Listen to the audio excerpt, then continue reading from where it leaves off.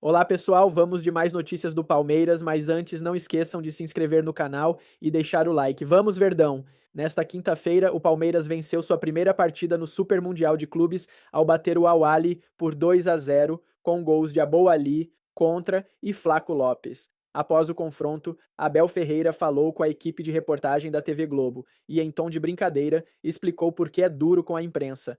Preciso dizer que ganhar e perder não é igual, disse.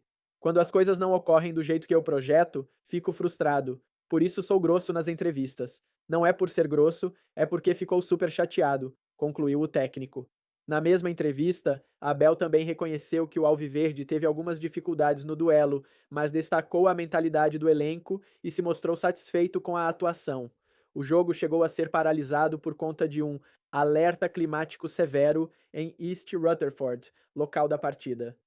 Tivemos que sofrer, fizemos um esforço extra, avaliou o comandante. A verdade é que jogamos bem com a estratégia do jogo. E o clima tem muita interferência. Você tem que durar até o fim. Nós duramos, poderíamos até ter feito mais um gol, finalizou Abel. Quem também atendeu a imprensa após os 3 pontos conquistados sobre o Al-Ahly foi o meia Maurício, que entrou no decorrer do duelo, recebeu elogios e ainda serviu Flaco Lopes no segundo gol. Consegui dar um excelente passe para o Flaco levar vantagem. Foi uma celebração de todos. A gente manteve a cabeça no lugar depois da estreia e fez um grande jogo, comentou. Agora vamos a mais um vídeo. Não esqueça de deixar o like. Palmeiras, porque aí a gente diz o seguinte: mas o jogo estava equilibrado no primeiro tempo. Estava equilibrado, mas é um time que não ataca, é um time que não ameaça o adversário. O que adianta fazer um jogo equilibrado no primeiro tempo, só marcando, só impedindo o gol do Palmeiras? Me desculpe, eu não acho esse Al-Ahly, essa bola toda que ficam falando. O Palmeiras é muito mais time que o Al-Ahly. O Palmeiras mereceu a vitória de novo. O Palmeiras mereceu a vitória contra o Porto e a vitória não veio. E mereceu a vitória contra o Al-Ahly. Já era para ter feito 1-0 no primeiro tempo, era para ter sido um gol de placa do Estevão. Moleque percorreu 61 metros, eu estava vendo na transmissão, 61 metros sem ninguém da defesa do Al-Ahly conseguir segurar o Estevão. E ele pecou um pouquinho na finalização do que seria um golaço.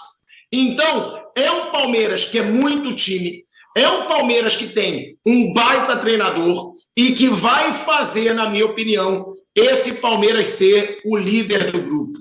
Eu acho o Palmeiras mais time que o Porto, eu acho que o Palmeiras vai fazer um belo saldo de gols contra o Inter Miami, porque eu acho um time fraco, e a gente tem que ficar de olho hoje no que o Porto vai fazer contra o Inter Miami. Se o Porto não fizer uma vantagem no saldo de gols hoje contra esse Palmeiras, eu acho o Al-Ahly um time mais forte do que o Inter Miami, e aí possivelmente a gente vai ter o Palmeiras liderando o seu grupo e enfrentando ou o Botafogo ou o Atlético de Madrid, já que o Paris Saint-Germain deve ser o líder do seu grupo. Agora, Flávio Prado, que mundial que faz o Palmeiras, né? É um mundial para orgulhar seu torcedor, orgulhar o torcedor palmeirense, porque jogou muito contra o Porto, mereceu muito a vitória contra um time europeu, né, como muitos enchem a boca para falar, porque é o que eu digo, uma coisa é ser time europeu,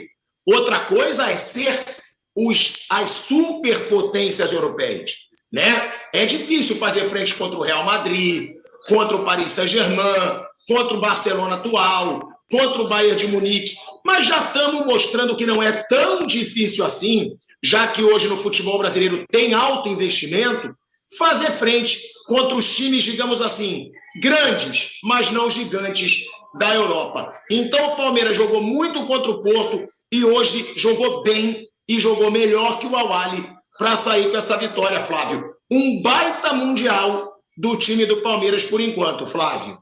Bom, boa tarde, Pelhado, boa tarde, amigos. O Palmeiras hoje aproveitou o que o Inter Miami não teve capacidade de fazer. O Al-Ahly no primeiro tempo jogou de igual para igual, foi até um pouquinho melhor que o Palmeiras, mas caiu muito fisicamente no segundo tempo e aí o Palmeiras aproveitou e aproveitou bem, fez 2-0, poderia ter feito até mais. Eu até arrisco dizer que se não tivesse a pausa por causa do risco de tempestade, o Palmeiras teria até feito mais gols, o que pode ser um fator importante. O Palmeiras tem duas coisas que ele não aproveitou hoje. Primeiro, fator gols, poderia ter feito mais. E segundo, tomou muito cartão amarelo. Inclusive esse último do Richard Rios, com uma besteira, porque pode haver uma decisão no número de cartões. Um 2-0, por exemplo, do Porto contra o Al-Ahly não é nada do outro mundo. Dependendo do que acontecer hoje no jogo Inter Miami, enfim, eles vão estar brigando taco a taco pelo primeiro e segundo lugar. Primeiro lugar é importante. Se bem que eu entendo que se cair com o Atlético de Madrid não muda tanto. Claro que o Paris Saint-Germain é muito melhor, mas o Atlético de Madrid... Eu entendo que o Atlético de Madrid é um adversário muito difícil de ser batido também. Claro que o Paris Saint-Germain é praticamente impossível. O Atlético de Madrid é um time de alto nível. A expectativa é que o Botafogo possa encarar o Atlético de Madrid e conseguir uma classificação no grupo, o que eu acho improvável. A gente partiu para comparar o Atlético de Madrid com o Paris Saint-Germain. E aí é uma coisa, no momento atual, o Paris Saint-Germain está vivendo um momento de extremo brilho e, consequentemente, é uma equipe que você olha e não vê muita possibilidade de ninguém encará-lo. Mas temos que aguardar e ver o que acontece. Da parte do Palmeiras, ele tem que ser primeiro do grupo. Ele pode ser o primeiro do grupo. Ele tem essa oportunidade, depois de encarar o Porto, de igual para igual, e até ser melhor. E com essa vitória de hoje contra o Al-Ahly, ele abriu o caminho. Eu entendo que classificado ele praticamente já está, e agora ele abre caminho para ser o primeiro do grupo e evitar o Paris Saint-Germain, que não significa evitar o Atlético de Madrid. Se o Botafogo conseguir alguma coisa contra o Atlético de Madrid e for o segundo, aí fica ótimo para o Palmeiras e para o futebol brasileiro, porque aí um dos dois passaria para as quartas de final. Em todo caso, o Palmeiras fez a parte dele até agora, cumpriu direitinho a parte dele e hoje poderia ter feito mais gols. Perdeu a oportunidade no segundo tempo. Não, cumpriu direitinho não, Flávio. Cumpriu bem. O Palmeiras cumpriu muito bem a parte dele. O Palmeiras, por enquanto, na minha opinião, está fazendo uma excelente campanha nesse Super Mundial. Faltou a finalização contra o Porto? Faltou fazer o gol? Faltou.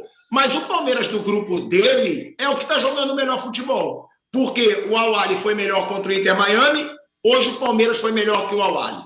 O Palmeiras foi melhor que o Porto, só que não ganhou por detalhe. Tem dois jogadores, né? Esse Palmeiras, eu acho o seguinte. Primeiro, eu acho que a gente tem que reconhecer muito o Abel. Cara, é impressionante. Me desculpa, assim. Eu sei que tem gente que critica o Abel, que não gosta do Abel. O próprio Flávio, né, não é fã do Abel Ferreira.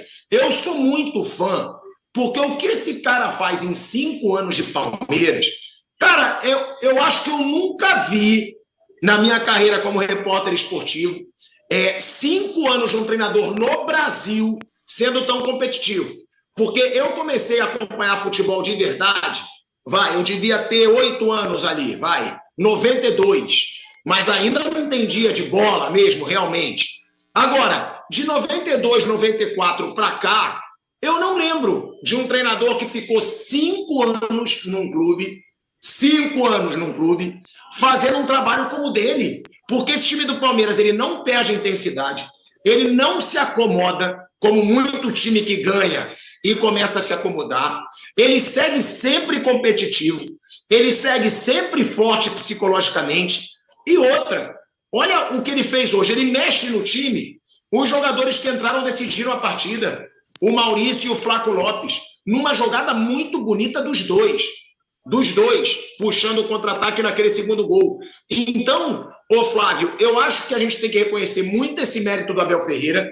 Eu não sei quantos anos o Tele ficou no São Paulo, que, como eu disse, era 90, 92, talvez seja alguém comparável ao Abel por 5 anos num clube.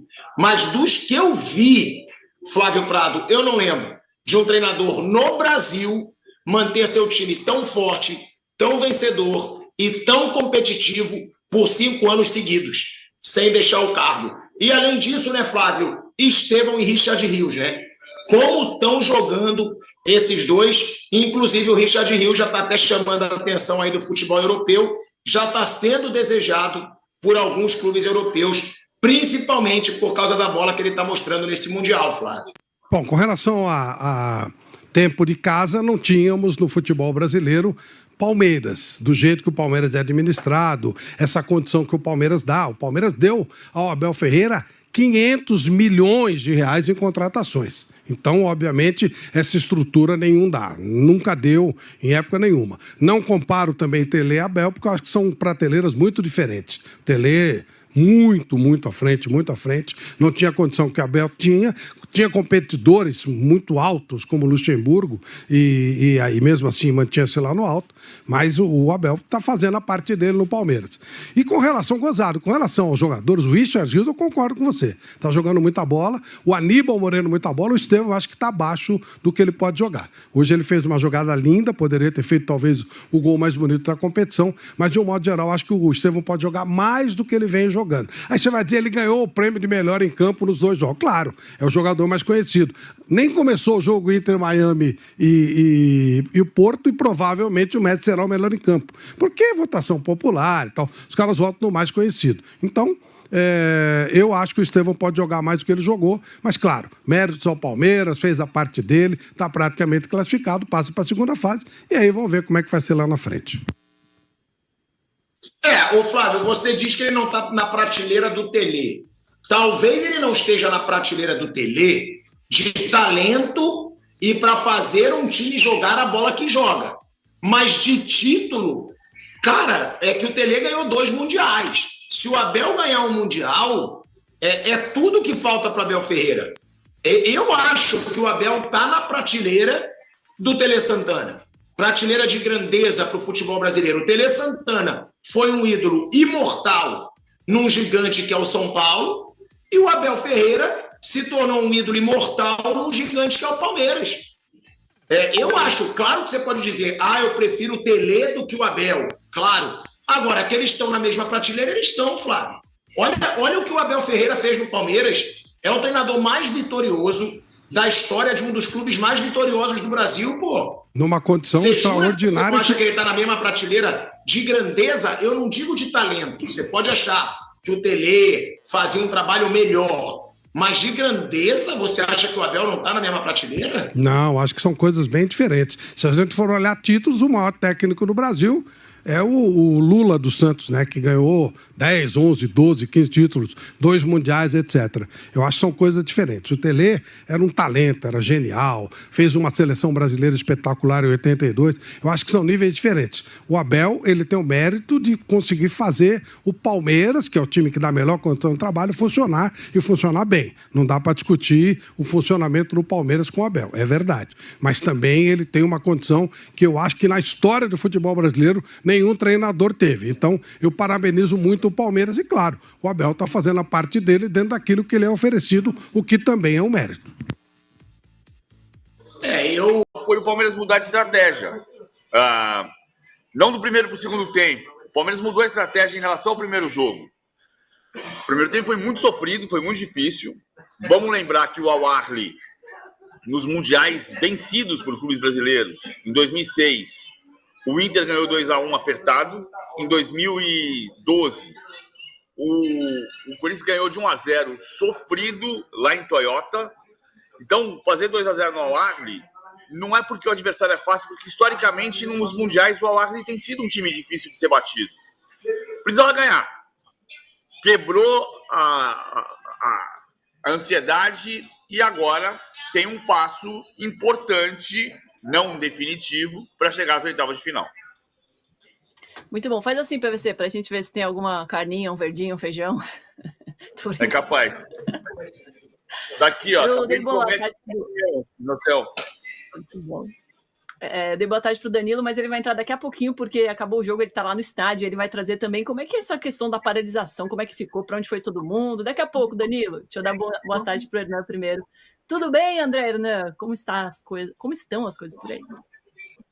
Tudo bem, tudo calmo. Prazerzaço ter você aqui de volta nesse de primeira especial aí depois do Palmeiras. Eu concordo com tudo que o PVC falou e vou acrescentar que o Al-Ahly, eu já cobri jogos do Al-Ahly em mundiais, tem uma torcida apaixonada que estava presente no estádio, é um time muito vitorioso, né? É um time popular, é um time muito grande, e aí o Palmeiras, que estava um pouco ansioso também, assim como no primeiro jogo contra o Porto, tirou aquela ansiedade, aí conseguiu fazer os gols e foi uma vitória justa. O Palmeiras é líder do grupo até então, né? Porque vai começar agora o jogo do Porto contra o Inter Miami, mas o Palmeiras deu um passo longo para a classificação às oitavas de final, com muito mérito, com muito merecimento. Perfeito, André Hernan. Daqui a pouco a gente vai falar mais, né, sobre o esquema tático, mas eu queria muito falar um pouco da torcida, Danilo. Que festa, hein? Palmeiras estava em casa. Pois é, boa tarde a todos, boa tarde PVC, Primo, Domitila, foi bonito, assim, eu fiquei surpreso porque no último jogo tinha dado 47 mil, hoje deu 35 mil, deu menos do que o último jogo, e a torcida do Al-Ahly estava em muito peso. E, inicialmente, quando eu olhei, eu falei, nossa, acho que hoje o Al-Ahly vai poder cantar aqui à vontade. Mas, na verdade, mesmo em maioria, eu acho que assim, 60-40, 55-45, a torcida do Al-Ahly praticamente não foi ouvida. A torcida do Palmeiras cantou o jogo todo, foi realmente muito, como você disse, se sentiu em casa. Não sei como foi o barulho da transmissão, mas até mesmo aqui na cabine de imprensa, que a gente tem a questão de ser tudo vedado, né, porque o fio da NFL aqui faz as cabines de imprensa serem vedadas a ponto de a gente quase não escutar, mas dava para ouvir. A torcida do Palmeiras foi realmente bonito, fez o MetLife se transformar de novo no Allianz Parque, assim como tinha sido contra o Porto, e cantou sozinha no primeiro tempo, né, porque eu concordo com o PVC, o primeiro tempo foi muito ruim. Não dá nem para falar que o Everton trabalhou, foi o melhor em campo. Não, um jogo ruim para os dois lados, mas assim, o Palmeiras especialmente não conseguia fazer nada, né? Mas de torcida funcionou o tempo inteiro, foi bonito, bandeirinha, faixinha, de novo, e finalmente o Palmeiras desencantou, né? Era muito nítido o nervosismo do time, a ansiedade de fazer o primeiro gol, muito nítida. Então, o Palmeiras conseguiu desencantar, eu tenho falado assim, porque, nossa senhora. Nossa senhora, muita gente já mandando mensagem aqui, muito obrigada, hein? O Jaime Marques, cadê a Luísa? Dá folga para ela, coitada, né? Aproveitar o feriado. E o Thiago Oliveira tá falando aqui, ó, o Flamengo vence um time tunisiano, tudo lindo e épico. O Palmeiras vence, vamos olhar só o negativo, jogar a vitória por conta da paralisação, etc. KKK. Eu amo quando vocês falam assim, porque vocês criticaram tanto a gente, que a gente criticou o Flamengo, então sinal que a gente tá fazendo um bom trabalho. Ninguém falou aqui coisas maravilhosas do Flamengo não, hein? Estamos de olho. Pode mandar sua pergunta, tá? Para os nossos convidados aqui de hoje, nossos parceiros do programa. E eu queria falar com você, PVC, sobre essa coisa da ansiedade, que você pegou muito nessa tecla depois do primeiro jogo, do 0-0 contra o Porto, que você achou que o time estava ansioso. Até o Abel falou isso na saída de campo, hein? Ele falou que entramos um pouco ansiosos, mas é uma vitória super justa, a gente poderia ter feito mais 1 ou 2 gols, mas estou satisfeito com o resultado. Como que você sentiu o time hoje? Melhorou a ansiedade? Piorou? Tinha que estar mais calmo já? Eu tô aqui comemorando, mas não é a vitória. É que o Flávio Latifi achou meu adaptador que eu tinha perdido. É uma vitória. O adaptador em dia de programa é uma vitória. Eu tenho mais 3 aqui, mas isso aqui é importante. Esse aqui é o mais bonitinho, porque o outro não cabe. Fica apertando tudo. Flávio Latifi achou meu adaptador. Achei, adorei. Vamos voltar para cá para a ansiedade. Eu acho que tem uma coisa. A ansiedade tem da estreia em Copa do Mundo da seleção brasileira. Mas tem um ponto que é particular do Palmeiras. Tá? Ainda que ontem a FIFA tenha feito aquela confusão toda, maluca, com a história da Copa Rio, e ela não reconheceu a Copa Rio, e isso inclui o Fluminense, ainda assim, ninguém canta Fluminense não tem Mundial. Fluminense não tem Mundial. Botafogo não tem Mundial. Canta pro Palmeiras. Então, o Palmeiras entra com o peso de evitar o vexame. Porque se você passa o vexame de ter a torcida mais vibrante, até aqui, Palmeiras e Boca estão disputando o título de torcida mais vibrante. O Flamengo tem muito mais torcida que o Palmeiras, mas a mais vibrante no Mundial é a do Palmeiras e a do Boca Juniors. Se você passa o vexame de ter a torcida mais vibrante, não classifica na fase de grupos, o que ainda pode acontecer, é um peso gigante que você vai ouvir isso o resto da vida. E isso está na cabeça dos jogadores do Palmeiras. Isso está muito presente. Hoje, ser o segundo jogo tinha menos peso. O que eu acho que aconteceu na primeira etapa foi que o Palmeiras mudou a estratégia. O Palmeiras, por causa do calor, não marcou. Primeiro, muitas vezes na saída do tiro de meta contra o Porto também, o Abel faz mano a mano, sem sobra. Não vai fazer no calor de 40 graus. Não tem como fazer. Então o time não marcou afogando o adversário. Só que quando recebe a bola e erra o passe, pressiona. Ainda assim, a melhor chance do primeiro tempo foi a bola do Estevão, que passou raspando a trave do Ochenaui. Mas era um jogo que não estava bom. Como o Leandro acabou de dizer, o jogo não estava bom. Nem para um lado, nem para o outro. A estratégia era contrária, e quando o time tentava sair, precisava muitas vezes de uma bola longa, porque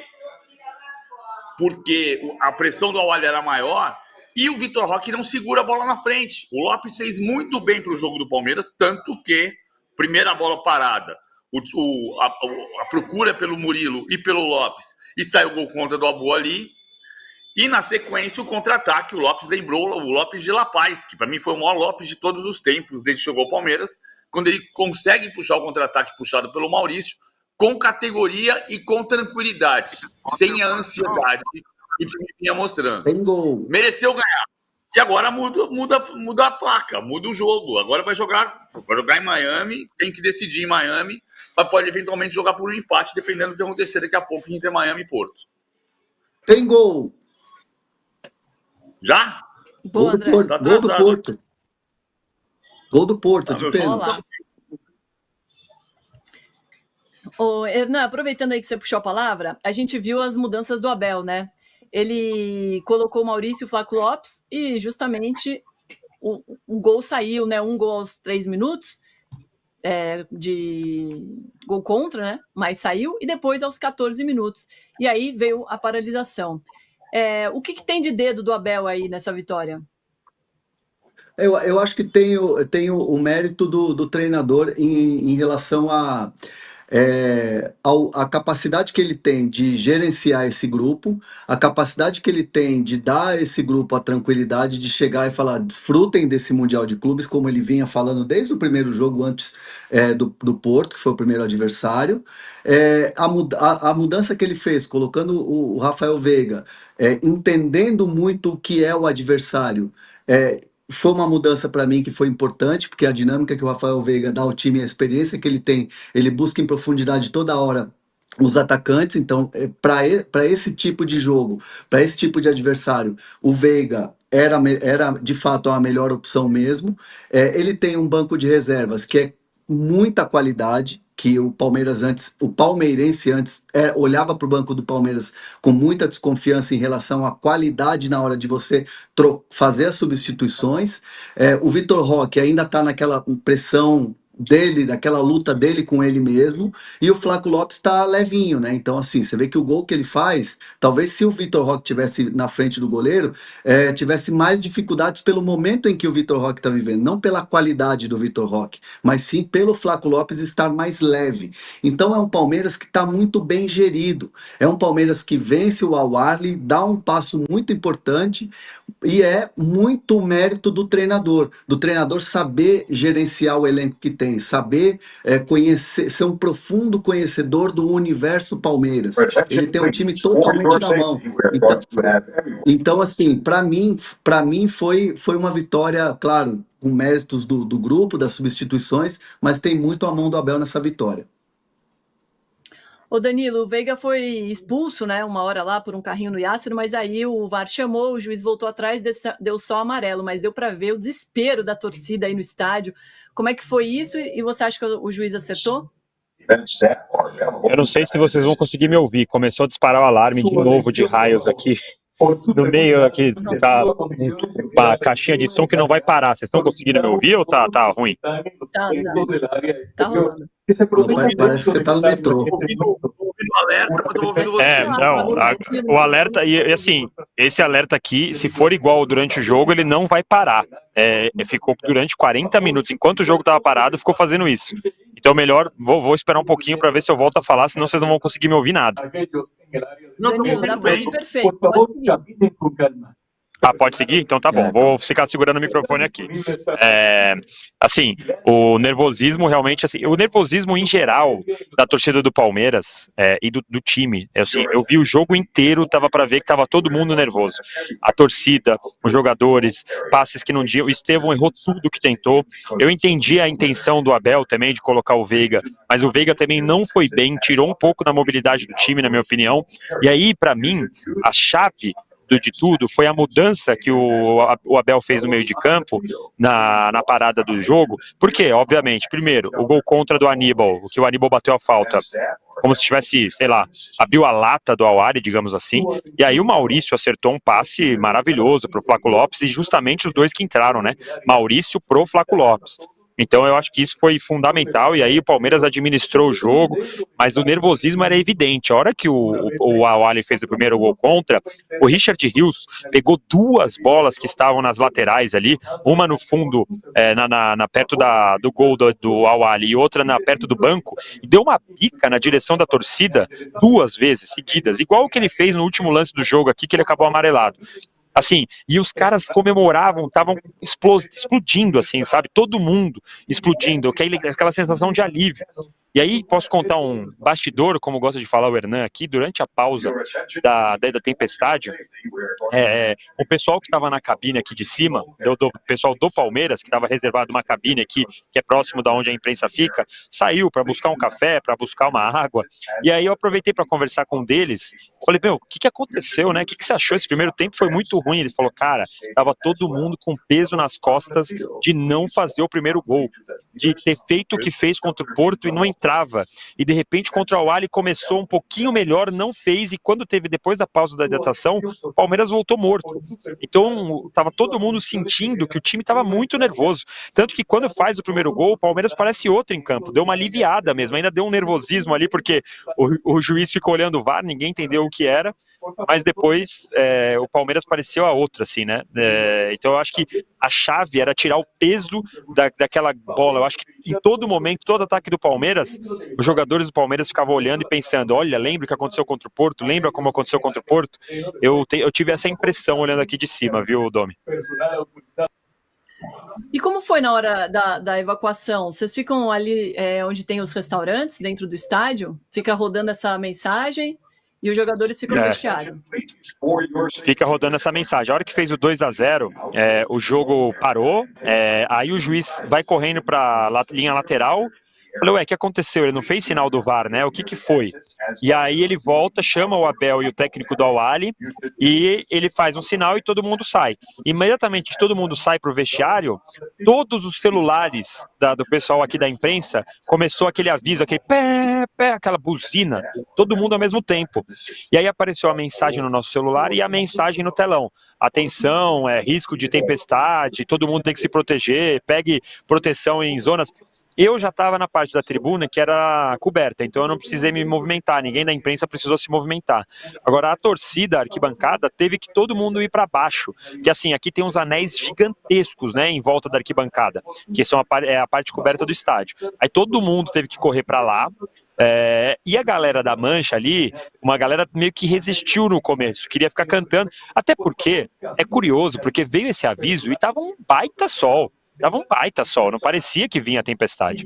E aí os caras ficaram na arquibancada, cantando, vibrando, meio que talvez alguns não tivessem nem entendendo o que estava acontecendo, e aí a polícia começou a reforçar, não, temos que ir embora, vai embora, e começou, aí você vê que a galera foi forçada a evacuar. E aí finalmente, acho que quando o último cara saiu, a gente recebeu outro aviso no celular avisando que a situação tinha normalizado e que o jogo ia voltar. E aí depois que voltou, praticamente não teve jogo, né? Mas foi uma situação atípica e olha, se for assim na Copa do Mundo, vai ter problema, viu? Porque o aviso que a gente teve aqui é que é uma lei federal, é um protocolo federal, não é nem a FIFA, é um protocolo dos Estados Unidos, acontece isso em todo evento esportivo. Imagina como vai ser na Copa do Mundo, é na mesma época. E aí tem uma questão que aqui a gente não via nada de raio. Eu entrei depois no satélite para ver, aí dava para ver que tinha umas nuvens no entorno do estádio, mas aqui não choveu em nenhum momento e eu vi um raiozinho longe pra caramba. Então é realmente uma situação muito curiosa. O Palmeiras se prepara para encarar o Al-Ahly pela segunda rodada do Mundial de Clubes e a missão é a vitória, já que o Verdão empatou na primeira partida e precisa dos 3 pontos para alçar sua colocação no grupo A da competição. Contudo, o Palestra entra em campo ressabiado, já que tem jogadores pendurados que podem desfalcar a equipe no confronto decisivo que acontecerá contra o Inter de Miami. Felipe Anderson e Gustavo Gomes levaram cartão amarelo na partida contra o Porto. Vale lembrar que Abel Ferreira também está amarelado e terá que se controlar na beira do gramado. A partida levanta grande expectativa e o Bola VIP Brasil transmite em tempo real, por meio do minuto a minuto. Porém, uma situação fora de campo demanda a atenção da diretoria alviverde: o futuro de Richard Rios. Isso porque o meio-campista despertou a cobiça de diversas equipes da Europa, que já prepararam ofertas, e os interessados são de peso no cenário do mercado da bola, com Atlético de Madrid, PSG e Nottingham Forest na disputa. No entanto, a Sociedade Esportiva Palmeiras já sabe das movimentações por Rios e não tem pressa para resolver a situação. A ideia inicial passa por começar a trabalhar uma eventual transferência somente depois do Mundial de Clubes. A informação é do jornalista Bruno Andrade, do UOL Sport. Vale ressaltar que nenhuma oferta oficial chegou no Palestra até o momento. Mas o plano de brecar qualquer conversa no momento tem estratégia. O meio-campista está avaliado em aproximadamente 30 milhões de euros. Porém, a diretoria tem o Mundial de Clubes como trunfo, pois o colombiano, que tem contrato com o clube até 2028, pode se valorizar ainda mais em caso de sucesso do Verdão na competição intercontinental. Além disso, uma pesada multa rescisória blinda Richard Rios, nada menos do que 100 milhões de euros. E você, torcedor, o que acha da situação de Richard Rios? Deixe sua opinião nos comentários.